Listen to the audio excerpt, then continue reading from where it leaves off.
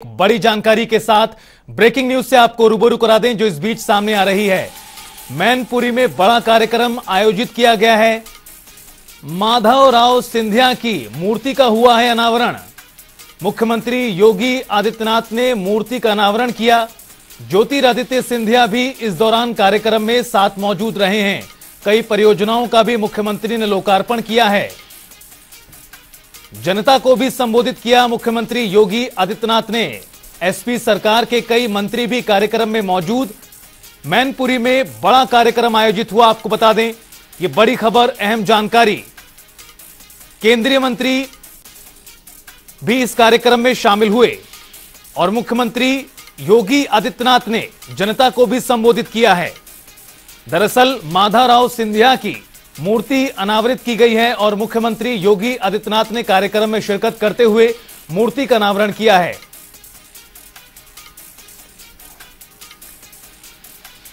बड़ी खबर, अहम जानकारी से आपको रूबरू करा रहे हैं। मैनपुरी से बड़ी जानकारी। दरअसल कार्यक्रम आयोजित किया गया और यहां पर माधवराव सिंधिया की मूर्ति का अनावरण हुआ है। एक विमान हादसे में साल 2001 में माधवराव सिंधिया की मृत्यु हो गई थी और इस मौके पर केंद्रीय नागरिक उड्डयन मंत्री ज्योतिरादित्य सिंधिया भी मौजूद रहे, जिनके पिता माधवराव सिंधिया की मूर्ति का अनावरण हुआ है। मैनपुरी से इस वक्त की बड़ी खबर, अहम जानकारी आपको बता दें। इसके अलावा कई विकास परियोजनाओं का भी लोकार्पण मुख्यमंत्री द्वारा किया गया।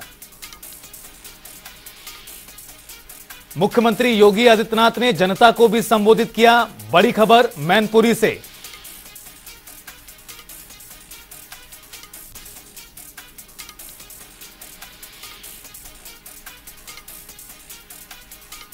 माधवराव सिंधिया की मूर्ति का अनावरण हुआ है। मुख्यमंत्री योगी आदित्यनाथ ने किया है मैनपुरी में मूर्ति का अनावरण।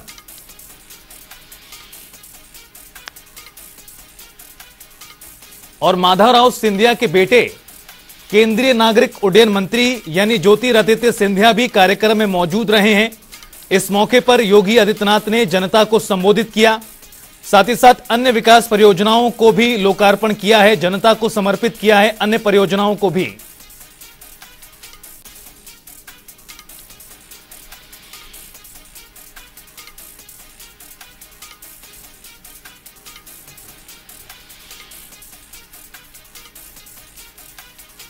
ये बड़ी खबर, अहम जानकारी से लगातार आपको रूबरू करा रहे हैं। आपको बता दें कि 30 सितंबर 2001 को कानपुर जाते समय विमान दुर्घटना में तत्कालीन केंद्रीय मंत्री माधवराव सिंधिया और उनके 5 पत्रकार साथी के साथ 3 विमान कर्मचारियों की मौत हो गई थी। और आज ये बड़ा कार्यक्रम आयोजित किया गया जहां पर मूर्ति का अनावरण हुआ है।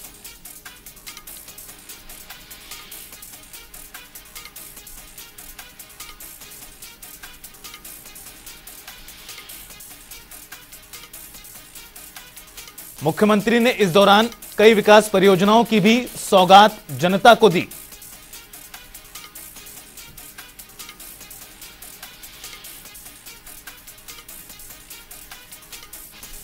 कार्यक्रम में मध्य प्रदेश सरकार के 11 और यूपी सरकार के भी कई मंत्री शामिल हुए हैं।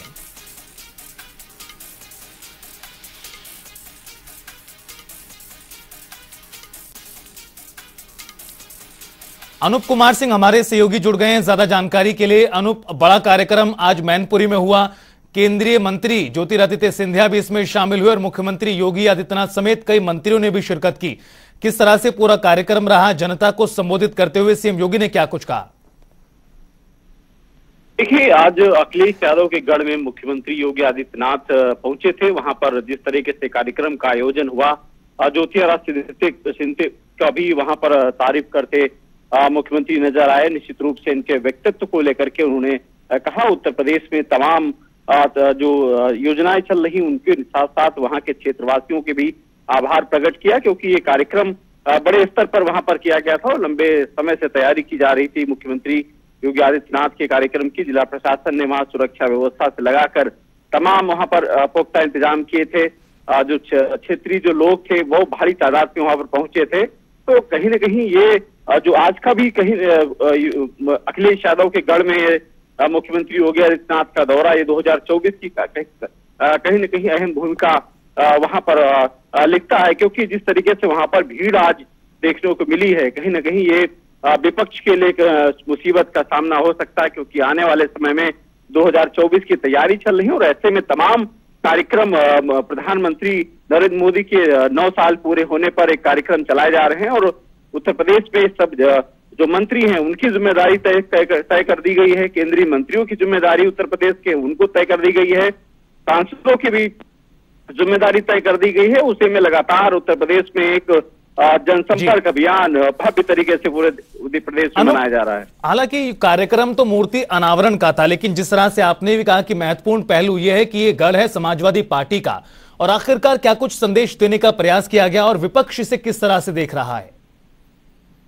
देखिए, हालांकि विपक्ष को लेकर अगर बात करें तो समाजवादी पार्टी के जो कदावर नेता हैं उनका भी मानना है कि उस पर मैनपुरी या फिर उस क्षेत्र में कुछ होने वाला नहीं। अभी हाल में ही जो एक उपचुनाव हुआ था उसमें भारतीय जनता पार्टी की हार हुई थी, बहुत कुछ वहां तब्दीली नहीं हो सकती, लेकिन कुछ उपचुनाव के बाद जो 2024 का जो लक्ष्य भारतीय जनता पार्टी का है वो 80 में से 80 सीटों का साधने का है। तो निश्चित रूप से कहीं न कहीं सरकार उन प्रयास कर रही है कि जहां पर उनकी उपचुनाव में हो या फिर निकाय चुनाव में अगर जिन सीटों पर हार हुई है उनकी समीक्षा की गई है कि क्यों हार हुई है, 2024 में गलती न दोहराई जाए और किस तरीके से उनका जनादेश बढ़े। जो संगठन में तमाम जो चीजें हैं, संगठन से लगा के सरकार में आपस में तालमेल बिठाकर और फिर प्रधानमंत्री 9 साल के जो उपलब्धि बने हैं, केंद्र सरकार की योजनाएं हो चाहे उत्तर प्रदेश सरकार की योजनाएं हो, उनको जन जन तक पहुंचाना है। तमाम जो योजनाएं हैं, उज्ज्वला योजना जैसी हैं जो काफी लोकप्रिय रही हैं, उनको जन जन तक पहुंचाना है। राशन वितरण को लेकर के जिस तरीके से लगातार उस पे 2022 में इसका बहुत बड़ा फायदा मिला था, तो इन सब चीजों को लेकर एक बार फिर भारतीय जनता पार्टी जनता की पीठ पे जाएगी और 9 साल पूरे होने पर महाजनसंपर्क अभियान ये कार्यक्रम लगातार चले हुए हैं। अनूप, एक और सवाल, मुख्यमंत्री योगी आदित्यनाथ ने कार्यक्रम में शामिल होते हुए कई विकास परियोजनाओं का भी लोकार्पण किया है। इन योजनाओं से किस तरह प्रदेशवासियों को और क्षेत्रवासियों को फायदा होगा? और देखिए, जिन परियोजनाओं का वहां पर शिलान्यास हुआ, योजनाओं का हुआ है, निश्चित रूप से वो लोकप्रिय हैं और जनता के हित में हैं।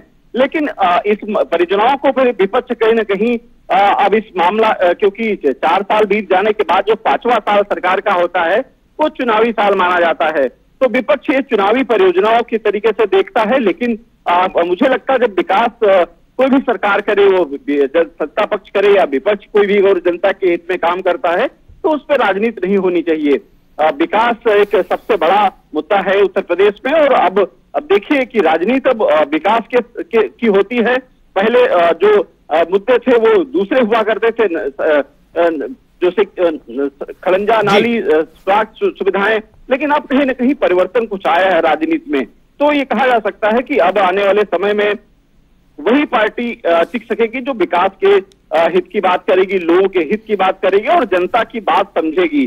तो अब कहीं न कहीं इस भाजपा, मुझे लगता है इस बात को समझकर, आप देखिए 2014 से अब तक के लगातार जो भी चुनाव हुए हैं तो भारतीय जनता पार्टी के पक्ष में जाते दिखे हैं। 2024 का चुनाव हालांकि बड़ा दिलचस्प होने वाला है, क्योंकि पार्टियां जो विपक्ष की हैं वो भी एकजुट हो रही हैं भारतीय जनता पार्टी के खिलाफ। अब देखना होगा कि 2024 में जनता किसके पीछे अपना मत देती है, किसको पसंद करती है। बिल्कुल, देखना बड़ा दिलचस्प होगा जिस तरह से सियासी समीकरण साधने का प्रयास तमाम दलों की ओर से किया जा रहा है, उसका कितना असर होगा। बहुत शुक्रिया आपका तमाम जानकारी देने के लिए।